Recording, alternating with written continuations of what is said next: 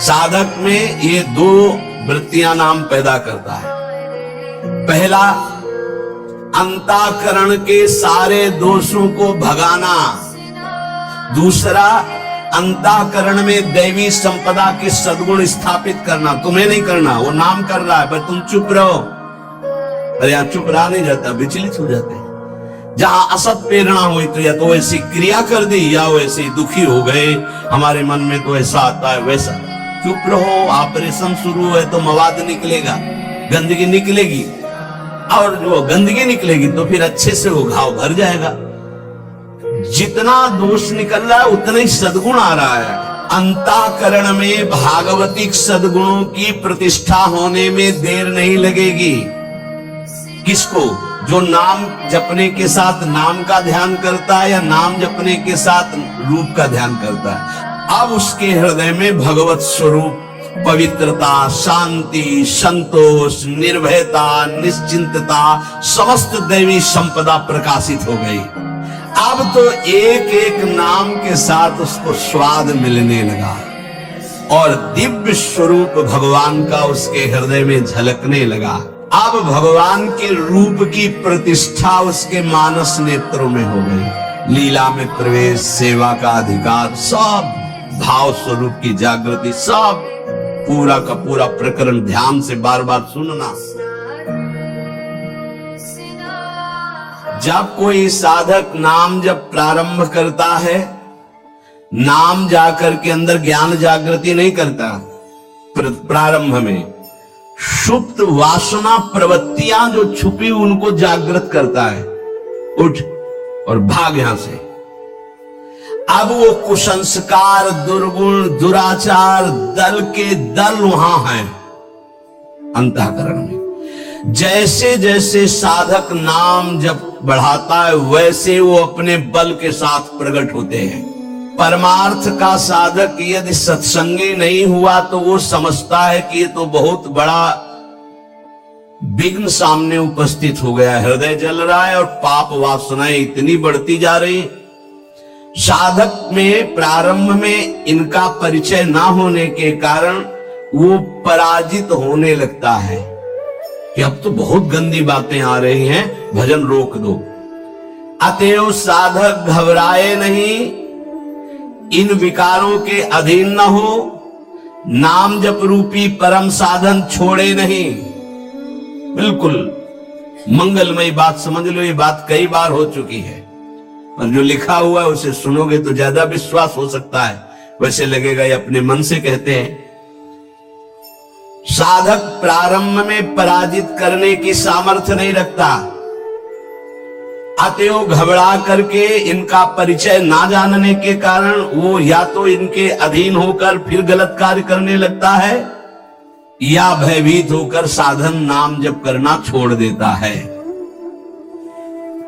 किंतु यदि गुरु कृपा पात्र साधक प्रभु के नाम की वास्तविक महिमा जो सुन चुका है, ऐसा अवसर जब आता है कि हृदय में बड़ी गंदी बातें, बड़ा प्रपंच उदय हो रहा है, तो वो समझने लगता है नाम काम कर रहा है, नाम काम कर रहा है। अब हमारा हृदय खाली हो रहा है, ये वासनाएं निकल रही हैं, समस्त हे गुण, दुर्गुण, दुराचार प्रवृत्तियां नष्ट हो रही है। बार बार वही हमने अनंत जन्मों में किया, इसलिए बार बार वही आ रहा है, आ नहीं रहा, वो जा रहा है, हर वृत्ति जा रही है। अतएव और नाम उच्चारण बढ़ाए और सत्संग सुने, जिससे हिम्मत बनती जाएगी। घबराओगे नहीं, बड़ा भारी युद्ध है, एक दिन में सब डिलीट नहीं हो जाएंगे।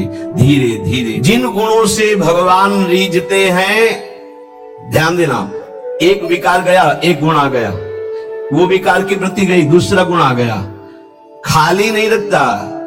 ये बड़े काम की बात है। जैसे जैसे नाम जब चलेगा, दुर्गुण, दुराचार, दुर्विचार, पाप प्रवृत्ति खाली हुई, उतने में सद्गुण सदाचार आके बैठ गया कि अब दोबारा उसको जगह नहीं मिलेगी। और धीरे धीरे वो पूरे के पूरे दुर्गुण दुराचारों को हटा करके साधक में सद्गुण सदाचार स्थापित कर देता है। नाम, पहला प्रभाव नाम का। साधक को ये बात ध्यान रखनी है कि ये दो वृत्तियां आपके अंदर प्रारंभ में होंगी, दोषापनयन और गुणाधान। दोषापनयन, जो दोष वृत्तियां हैं उनको निकलना और उनकी जगह में सद्गुण सदाचार स्थापित करना, ये नाम करेगा। तुम्हें चुप रहना है, राधा राधा राधा राधा राधा राधा। विचलित नहीं होना कि मन बहुत हमारा परेशान करता है, बहुत विकार आ रहे हैं, अब कैसे रहो। खुशी मनाओ, गंदी बातें निकल रही है। पर साधक कैसे खुशी मनावे? वो तो मन में तदात्म में, तो मन में जलन हो रही है और वो निकल रहे हैं तो वो समझ रहा है आ रहे हैं, और फिर वो उनसे या तो द्वेष कर बैठता है या तो राग। द्वेष कर बैठा, क्यों आ रहे हैं, क्यों ऐसा ऐसा, उनकी सत्ता दृढ़ हो रही, और या फिर उसी आचरणों में लग जाता है तो रागात्मक या द्वेषात्मक वृत्ति से टिक जाते, खाली नहीं हो पाते। इसीलिए लंबा समय निकल जाता है, कोई लाभ उसको समझ में नहीं आता। साधक में ये दो वृत्तियां नाम पैदा करता है। पहला, अंतःकरण के सारे दोषों को भगाना। दूसरा, अंतःकरण में दैवी संपदा के सद्गुण स्थापित करना। तुम्हें नहीं करना, वो नाम कर रहा है, पर तुम चुप रहो। पर यहां चुप रहा नहीं जाता, विचलित हो जाते हैं। जहां असत प्रेरणा हुई तो या तो ऐसी क्रिया कर दी या वैसे दुखी हो गए, हमारे मन में तो ऐसा आता है वैसा। चुप रहो, ऑपरेशन शुरू है तो मवाद निकलेगा, गंदगी निकलेगी, और जो गंदगी निकलेगी तो फिर अच्छे से वो घाव भर जाएगा। जितना दोष निकल रहा है उतना ही सद्गुण आ रहा है। कितना सुंदर बात है, अगर ये न समझ पाए तो परेशानी पड़ जाएगी। बिल्कुल निश्चिंत रहिए, तुम्हारे अंदर काम क्रोध लोभ जो भी दोष दिखाई दे रहे हैं, आ नहीं रहे, जा रहे हैं, जा रहे हैं, और वो जगह खाली नहीं हो रही, वहां दैवी संपदा भर रही, जिससे भगवान प्रसन्न होते हैं। यदि हम नामोच्चारण के साथ साथ नाम का ध्यान शुरू कर दें तो और जल्दी दिव्य सद्गुण आ जाएंगे। अंतःकरण में भागवतिक सद्गुणों की प्रतिष्ठा होने में देर नहीं लगेगी। किसको? जो नाम जपने के साथ नाम का ध्यान करता है या नाम जपने के साथ रूप का ध्यान करता है। दुर्गुणों दुराचारों की जो प्रवृत्तियां हैं, बहुत सुंदर सुगम उपाय है उनके निकालने का नाम जप। नाम जप से ही निकलते हैं। सद्गुण सदाचार ये खाली हृदय में आकर बैठने लगते हैं। बहुत बढ़िया प्रक्रिया है, बस समझ लो, कोई प्रश्न नहीं रह जाएगा। जैसे जैसे तुम्हारा भगवत चिंतन अधिक बढ़ेगा तो काम क्रोध लोभ मोह मद मत्सर ये पूरा का पूरा अपना प्रभाव दिखा के नष्ट हो जाएंगे। ये पूरे के पूरे नष्ट हो जाएंगे, ऐसा शब्द नहीं आया, प्रभाव दिखा के नष्ट हो जाएंगे। जितना इनमें पावर हो पूरा पावर दिखाएंगे तुम्हें परास्त करने के लिए। नाम छोड़ दो, संसार में आ जाओ। पर जो साधक जमा रहता है, राधा राधा राधा, अब उनके अनर्थ और दुष्परिणाम और अनिष्ट चिंतन ये सब कुछ छूट गया। नाम से पूर्व पाप भस्म हुए, वर्तमान का जो अनर्थ है, दुष्परिणाम है, अनिष्टकारी चिंतन है, वो छूट गया। अब उसके हृदय में आनंद का प्रादुर्भाव हुआ। अब उसके हृदय में भगवत स्वरूप पवित्रता, शांति, संतोष, निर्भयता, निश्चिंतता, समस्त दैवी संपदा प्रकाशित हो गई। अब तो एक एक नाम के साथ उसको स्वाद मिलने लगा और दिव्य स्वरूप भगवान का उसके हृदय में झलकने लगा।